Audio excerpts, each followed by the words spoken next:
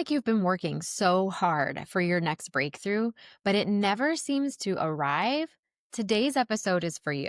My name is Elyssa Smith. I'm a trauma informed life strategist and host of the Unlock Your Blocks podcast. If the finish line of your next level keeps getting pushed further and further back, probably your body and your nervous system are keeping you stuck. But today I'm going to show you the way out. First things first, in order to actually stop this cycle, you have to know where it comes from. So this pattern of the body and the nervous system feeling unsafe, moving you towards your next level, actually starts in childhood.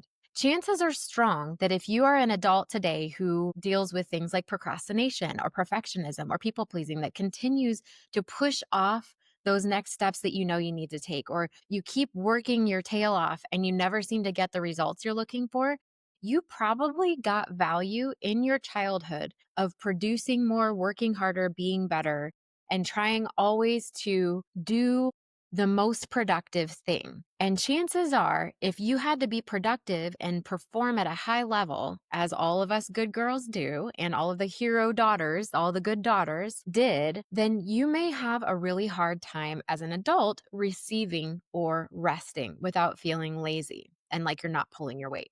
So let's talk about the hero daughter identity. When you're the one in the family where and listen, there was no other way we were going to turn out, okay? We were just going to be the hero kids, and that's what it was going to be. That was our role in the family that we were born into. But your identity in that role comes from hard work, managing everyone else's feelings, managing everyone else's expectations, making sure that everybody else is happy. That is one of our core purposes when we are born into this hero daughter role. We probably also didn't have an example of what safe rest or pacing yourself or having value or celebrating before the accomplishments and the achievements were done. We probably didn't have anyone in our lives that was actually really taking good care of themselves and doing their own inner child work and apologizing to us when they made mistakes. Probably we saw examples of you don't take breaks until the work is done and until the work is done right. I'm giving air quotes again. Until the work is done perfectly. You're never done in that case, though. We never quite arrive. So there's always more you could be doing. There's always a more perfect way it could be done.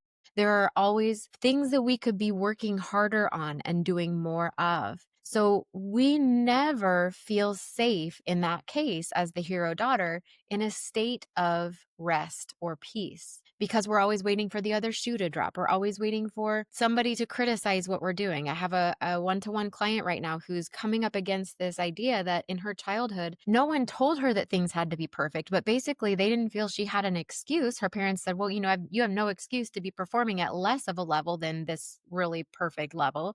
So when you're not performing there, we're going to basically really correct you and you're going to have to man up at that point and work harder in order to achieve this state of perfection or this state of performance of what we know you're capable of. It can be really masked in almost like a backwards compliment for a high achieving hero daughter. You're capable of so much more. So we don't want you to be missing out on what you can possibly achieve, right? So they just want to see because you have this potential. I got told this in piano. God bless my piano teacher. She turned me into a really great little pianist. But man, the number of clients that come to me who had really traumatic piano practice experiences when they were growing up because their teacher was like, oh, you need to practice, and you need to, and they weren't kind about how they went about the teaching process. There are a lot of hero daughters who grew up learning an instrument like the piano and feeling always like a failure because you could always be practicing more. You could always be doing more. And so we chose the state of working and being productive in order to get our needs met, which our system interprets as safety. And you might be from the unfortunate family position of actually not getting needs met unless you performed perfectly or unless you found ways to work harder and be better and do more, and then you would get your basic needs met. Or maybe you were like my family. I didn't have any big T trauma really growing up, but I had this little T and these tiny T traumas where I didn't get emotional needs met, or I would have ongoing bullying circumstances, just believing because my parents didn't know any better, God bless him, believing that if I could just behave better, then I would deserve better treatment from people. And they primarily praised us when we performed well. It wasn't that I got in trouble for not performing well, but I definitely had my little sensors out. Is everyone happy with me? Is everyone like me? Is everyone pleased with me? And all the time I was concentrating on what did they want from me in order for me to get that hit of connection, that hit of affection. It kind of was like a drug for me because I couldn't produce self validation within my own body. Now, in the ACA program, if you're familiar with this, it's a 12-step program called Adult Children of Alcoholics and Dysfunctional Families. We all have dysfunctional families. We all qualify for this program, okay? One of the things that I love a concept from there is the inner drugstore. Now, your brain was programmed when you were born to give you hits of dopamine when you are doing something that will get your needs met. Now, for a child who is born into a family, which this wasn't really a thing until recently because we didn't have the psychological studies until my generation became parents about what children need in order to be securely attached and to feel safe in just being themselves, but also have resilience and have boundaries, but also I listened to my son, for example. No one ever really asked me growing up like what I thought about things or what I thought would be a good idea of how to handle a certain conflict or something like this. And so when I asked my son those things like, "Hey, but here's this thing that keeps happening between you and me, like our morning routine. I'm telling you what, some days it can be a hot mess. We trying to transition to the car to get out the door. I think it's every parent's worst nightmare, honestly. And so I ask him, we collaborate. What do you think would make this easier on both of us? Because I can't have you treating me with disrespect, but I also don't want to have you feel like we're always in a rush. So that kind of collaboration did not happen when I was little. So it was very much just like, what do I need to do to feel safe in this family? Well, I need to be the high performer. I've got a black sheep sibling and I have a lost child sibling. Like, if you're familiar with how families are oriented around things like addiction, I had a sibling with addictions. I had grandparents with addictions. And so the family unit just adapts to these things and you play your role. But if you ended up in that hero daughter role, that hero child that says, hey, listen, I got to keep everyone else happy. And that's my primary operation here. That is my primary goal. And that's when I get the most of my needs met.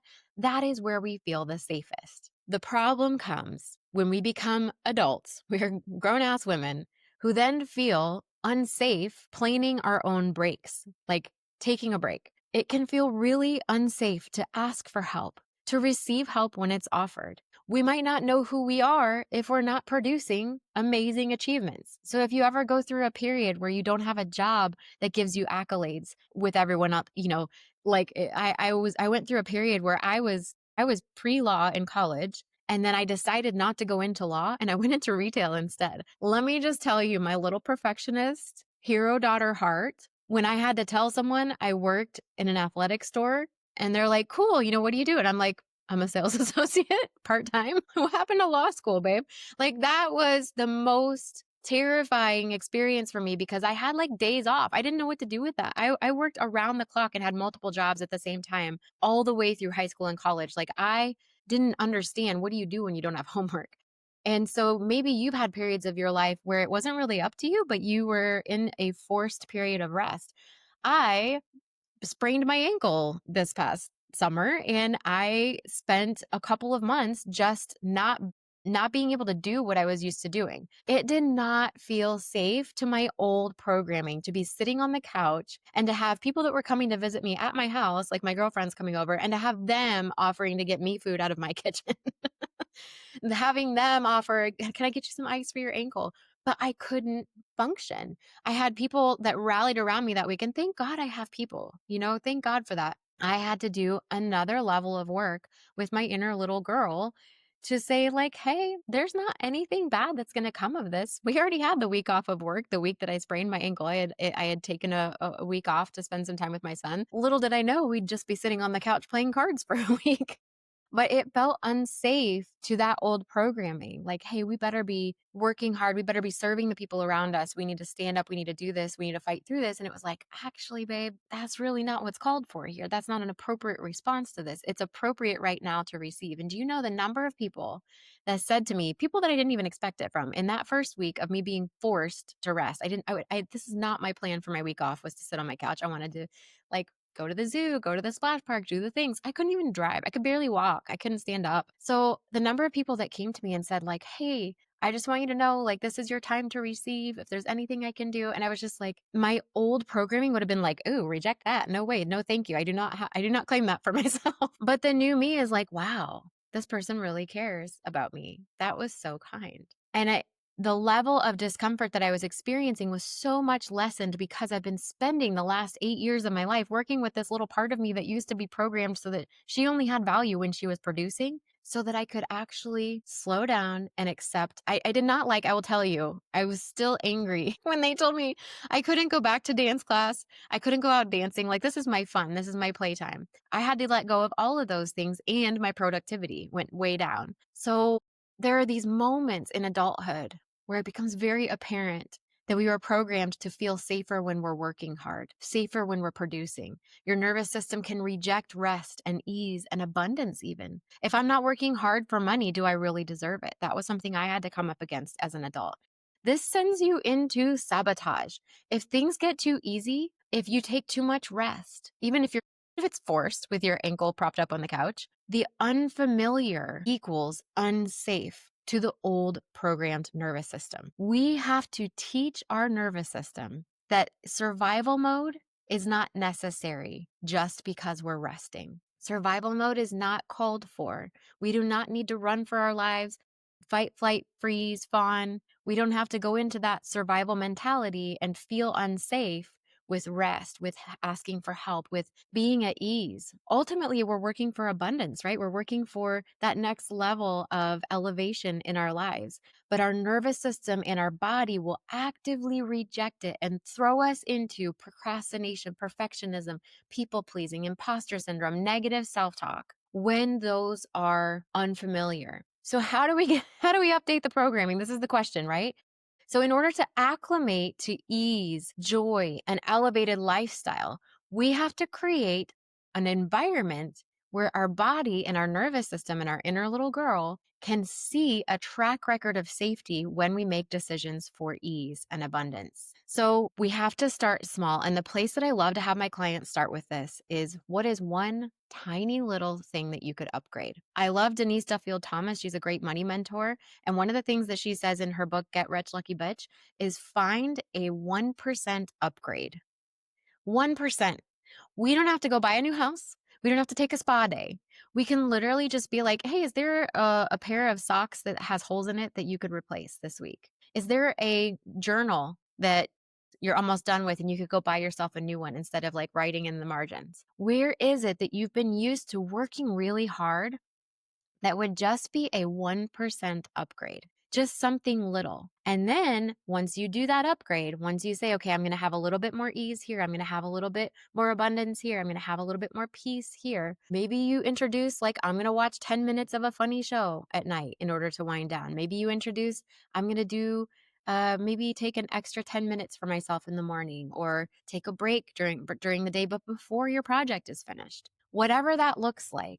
And then whatever you can tolerate, we got to stay within your window of tolerance. And then when you do it, then you celebrate and you show your system. You kind of point to that thing that you did, like, hey, look, instead of just having water, we had a sparkling water in our favorite flavor. Instead of just sitting and doing our work, we lit a candle, and that felt really good. And look, we're still safe. The other shoe hasn't dropped. There's no wild animal chasing us. When you can do that, little time after little time after little time, and you build this track record of safety when you're doing easier things, peaceful things, abundant things, then you'll have the window of tolerance to do more abundant things, more peaceful things, work from a place of ease rather than a place of hustle. So you have to show your system that this moment in where I'm taking some ease and I'm doing an upgrade is safe. And then you go back to the old programming and you rewire the belief system that said you don't deserve to be at rest until the list is finished.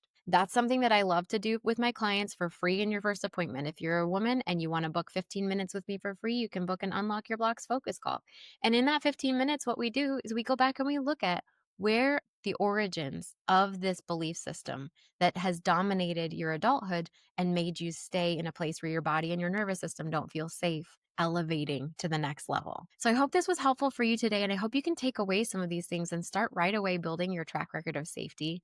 And until next time, take such good care of yourself.